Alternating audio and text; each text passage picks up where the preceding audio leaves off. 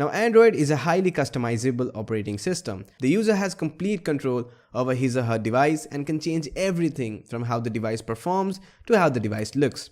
But did you know that there are a set of hidden options in Android settings targeted towards advanced Android users and developers? It's called as the developers option. Now, if you had rooted your device in the past or had watched my earlier video, then chances are that you already know about developers options. But I thought, hey, why not look inside the developers option and show you some hidden things that your Android device can do. So without any further ado, I am your host HK. Welcome to The Android Guy.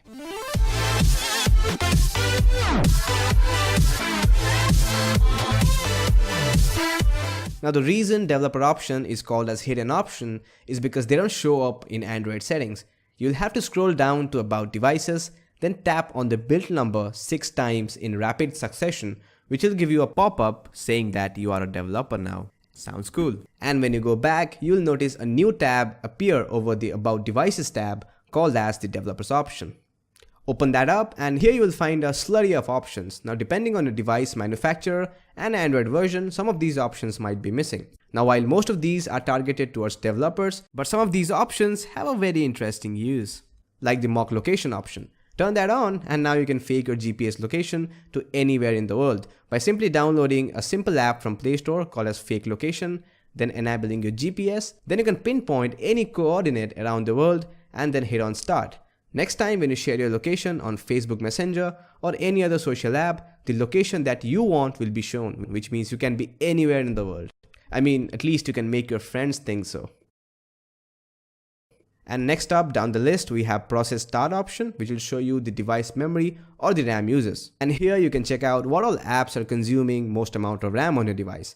It also shows the current status of your device RAM, whether it's on the low side or whether it's normal. So if you find an app in the list that you don't use much and it is consuming a lot of RAM, then you can also force stop the app directly from here, which will not only free up some RAM, speeding up your device, but will also help you save some battery. And further down the list, we have a very small but very cool option called as the Show Pointer Touches option, which once turned on will show the touches registered on your device screen, which is very helpful if you're screen recording your Android device or if you're casting your device display for a presentation. Again, a very small feature, but it can be helpful in the future.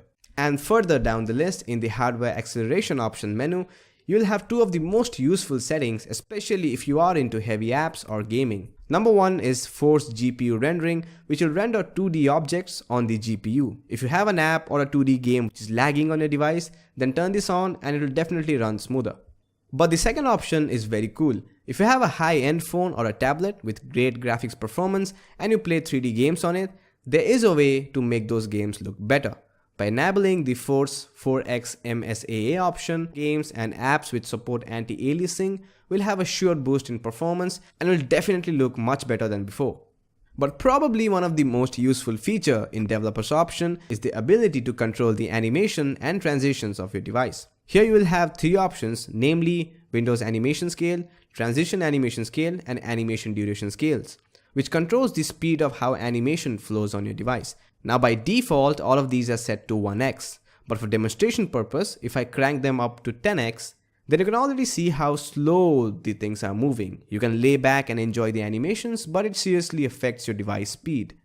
Now turning all of them off results in no animations between transitions, which means no time is wasted between switching tabs, which makes switching between windows and apps lightning fast.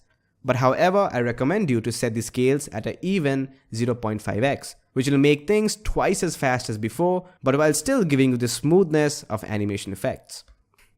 Next up, we have one of the most useful option called as Show CPU Uses, which will show you an overlay at the top right corner of your device, showing you what processes are running on your CPU and how much load your CPU is taking.